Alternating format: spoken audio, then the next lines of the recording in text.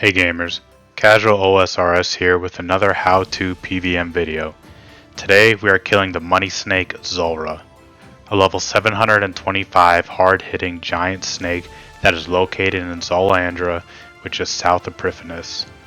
Zulrah is known for being a lucrative boss and also needing one kill for the hard western diaries. Today I'm going to show you 3 different ways to defeat Zulrah. First, we'll do what we can refer to as the normal way. Second will be a mage only kill, and third will be an absolutely brain dead melee kill. So for our gear with the normal way, and what I mean by normals, I mean we're going to be doing mage and range. We're going to switch back and forth. So we're going to do full Arams just for some defensive stats as well. An Amulet of Fury, our imbued Gata Cape, the Twin Flame Staff, and the Tome of Fire because Zulrah is very weak to fire. We're going to do Infinity Boots, the Ring of Suffering, imbued with the recoil charges on. If you don't have the Suffering, you can just bring 2 Rings of Recoil. Rings of Recoil share charges, so you always want to bring a second one in case your first one breaks. I also have the Tormented Bracelet. I have this just because I got it on my iron, but you can just keep on your Barrels Gloves for this as well. They'll be plenty good. For our range, I do bring the Barrels Gloves just because the Tormented Bracelet doesn't obviously give the range bonus. And then I bring full Eclipse with the Atlatl. The burn effect does help here, and it's just a fast hitting weapon. And then some Mixed Hide Boots, which are very easy to get. And they also offer 1 strength bonus, which helps the Atlatl.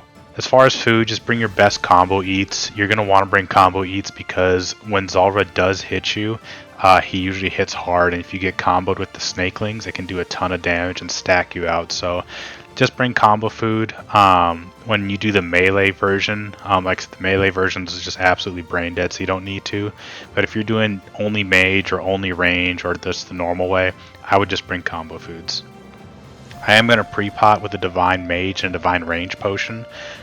You can just bring a normal range, normal mage potion, just whatever you have, just to help speed up the kill a little bit. And then I'm bringing 1 prayer potion. If your kills are slow, you may need 2, but 1 should be good enough. And then I'm bringing 1 anti-venom just because I'm using fire spells. Now you can do this with like a trident, or if you're really pushing it, you can use a warp scepter, and that way you could just be on the lunar spell book and just use the cure me spell. My very first kill, that's how I did it, was with I believe a warp scepter rune crossbow, and I just used cure me. So it does work, but since Zulrah is now weak to fire, I'm going to just do this, and I have access to anti-venom potions on my iron. But if you're low level iron, I found that cure me was an easier way to handle the venom. And then you're also going to bring a teleport out, so I'm bringing my quest cape. But you just want to be able to teleport out so you can use like a dueling ring or something, so you can just heal back up, restore your prayer, and then you're going to go back in.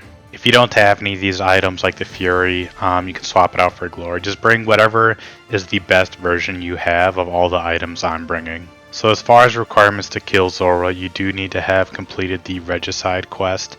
And then I'm also going to put level 80 in whichever combat stat you're doing. So if you're doing mage, range, if you're doing a combination of the 2, or if you're doing the melee kill, I'm going to put level 80 on those. Because Zulrah is pretty tough if you don't have high levels. So I'm going to just put 80 just to make your time a little bit easier here. So before we get into a kill, we're going to talk about a plugin real quick called the Zulrah plugin. This plugin will show you the waves that Zulrah is doing and the rotations of where you need to stand and what you need to pray against. So the way this is going to work is, if you can see as I'm doing the kill, I have panels on my right. So when you start off, it'll always be the same starting position, and then it'll have 3 options from there. So once this very first position is gone, you just click on the next spot that Zulrah went, and it'll just auto-calculate which rotation you're going to get of Zulrah. So this way you know where to stand, what to pray against, everything, what Zulrah's going to be. So the way you know where to stand is you look for the little white X. On the melee one, there's 2 X's because you got to walk between the 2 spots. And then the prayer in the top left corner tells you what you need to pray against. You'll notice eventually on one of them there's both range and mage. That's called the Jad phase, and we'll get to that later on in the kill. But this is how you use the plugin. Just click on whichever square you need to. That way it just shows you where to stand and what to pray against. It makes the kill much easier. So to get the Zulrah, we can either use the Zulrah teleport. We can use a charter ship from Port Tyrus, or you can use the ferry ring code BJS, which has a level 76 agility requirement. So now let's do our first kill doing it the normal way. So I've already been potted up, so we're going to run to this tile, get a hit in quick, and then no matter what, you're always running to this tile first. And you can see that in the Zulrah helper. It has you start on this tile because this will always be the starting position. Alright, so it's melee. So once we're here, we just want to run to this tile so he doesn't hit us. Then he'll face this direction, so we run back to the other one. So that's why there's 2 X's on that square for the Zulrah helper. So now it's Mage. And so when he's blue, you want to attack him with range. When he's green or the melee, you want to attack him with Mage. So that's when you know when to switch. So he's green. So we're going to go to, you see how we had 2 options there? So that means this time there is a 50-50 chance of which spot he was going to spawn in. So since he's in this one, we're going to click that tile. And like I said, he's green, so we attack with Mage. We're going to throw and protect from Mage. And you can see I forgot to switch from range here. There's no worries. If you don't switch, when in doubt, just be on Mage. You can see our Ring of Suffering takes care of the snakelings. The Mage phase, or when he's blue, is definitely the most dangerous because he can hit you with range. And he does have a max hit, so if he hits you with a max hit and the snakelings hit you, it can do a lot of damage. When you're in this spot and he's the melee, he can't hit you, so that's why there's only one X on here instead of 2.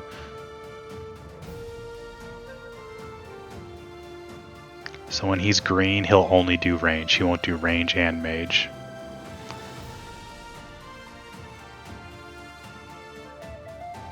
So now we go to where the white X tells us, and then we attack. Again, I'm not switching to my range. I just apparently just forgot about it.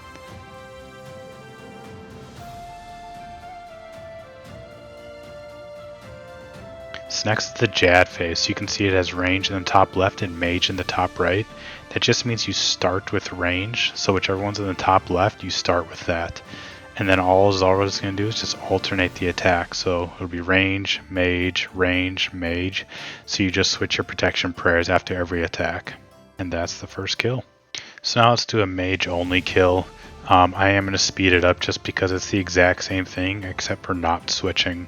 But you'll be able to see that I'm just using the Twin Flame Staff and with a Tome of Fire and some Arams. I mean, it hits Zulrah pretty hard and pretty accurately. This can also be done with Bofa and Full Crystal where you just camp range the entire time. But as you can see, I don't have my Bofa yet. So since I don't have a Bofa, I will be camping Mage, as the Eclipse at Ladle just isn't good enough to camp range by itself the whole time.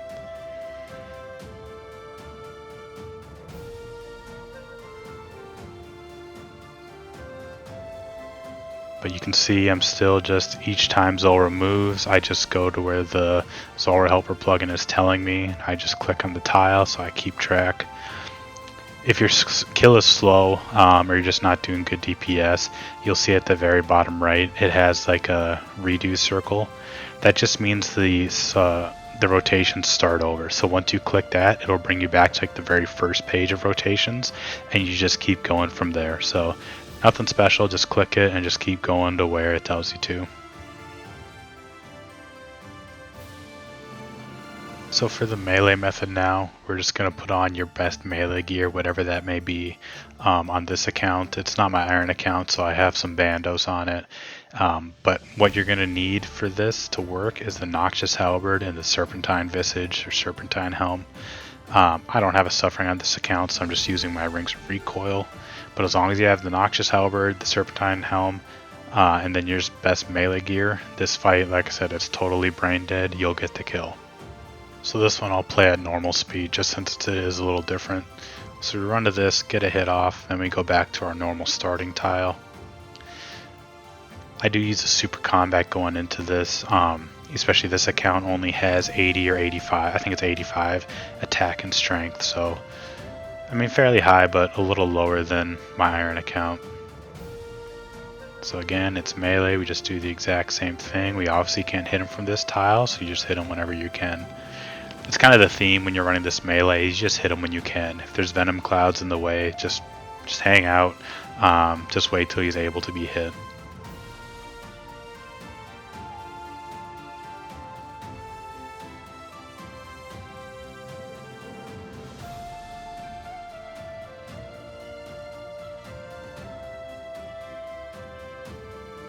And as you can see, the Noxious Halberd is just so strong, so accurate. It doesn't matter what phase Zulrah's in, you're going to hit regardless.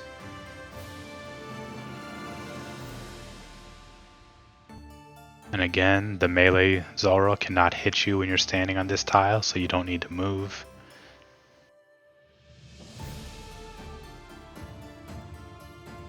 And as I said before, okay, so this is a good option, so you can see it's telling me to stand in the middle up top, but since I can't hit him from there, I'm just running up close. So the Zulrah Helper plugin does help still. So like there, it's telling me I needed to stand over here, so you just hang out, just don't attack it yet. You're just basically using the helper as a guide, but just get the hits in when you can, and if you have to go somewhere else, just move. You can see there's no reason to double eat. You just eat whenever you have to. Like I said, the melee version is just much more laid back.